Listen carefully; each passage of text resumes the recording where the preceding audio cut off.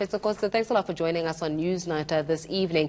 Do you buy the sentiments and the statement that was ushered by Andile Ramaphosa saying that, in fact, it was an oversight from his company, that due diligence was not carried out, and that, you know, it was not necessarily in bad taste, it's just that they did not, it was an oversight, so to say?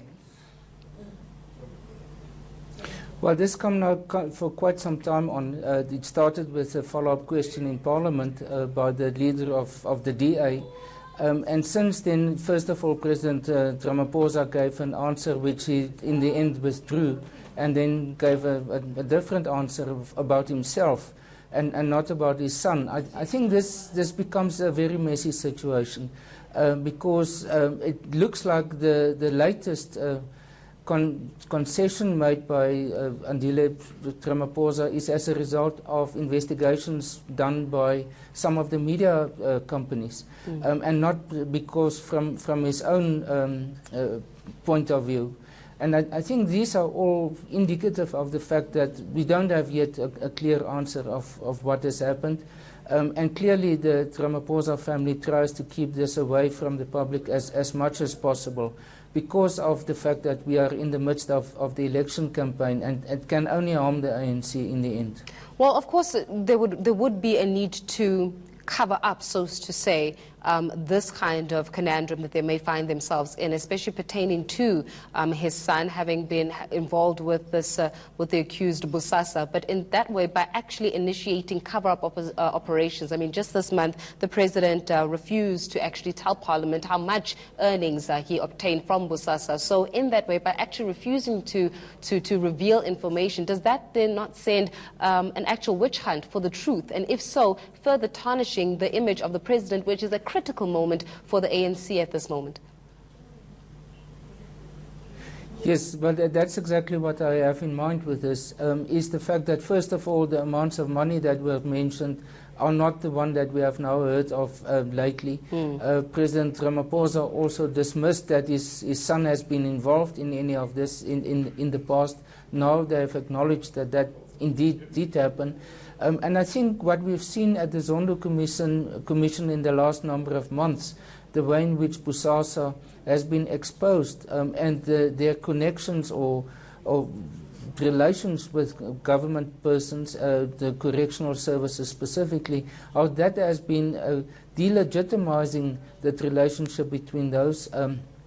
That, I think, is the background for the current situation, which is a crisis for President Ramaphosa. I think it's about credibility. That is a big issue at the moment, a big question about it.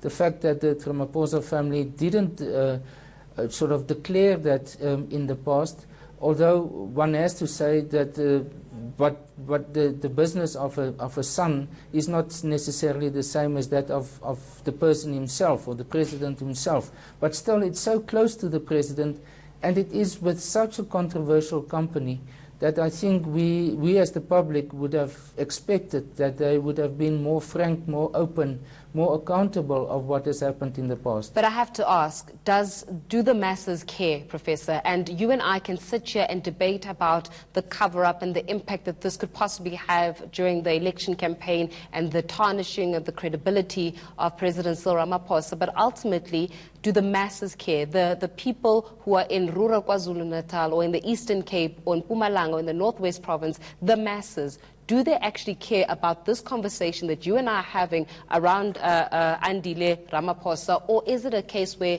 they want and they've made the decision about who to vote for come May 8th, whether or not there's an implication? Well, I think there will be many answers by many people, but I think, you know, if the VBS Bank sort of affected or tarnished the image of, for example, the EFF, then equally it will also, this situation has the potential to tarnish the credibility or the image of President Ramaphosa. I'm not saying that is going to be a major factor in the ultimate election results, but those persons who are uncertain about who they want to vote for or whether they want to support President Ramaphosa, they might think twice. Those who are firm supporters of him will not be affected by this. So I'm not saying this is the cutting edge or the decisive factor in the election, or might become that.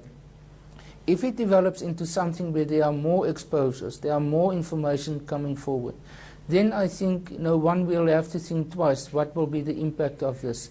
Because the timing is absolutely critical at this stage. It's at a critical moment for the ANC and, for that matter, any of the other political parties. It's so close to the election date, and therefore it can have an impact. If it was 2 months ago, I would have argued, yes, by the time of the election it might be forgotten, but we are very close to the election now.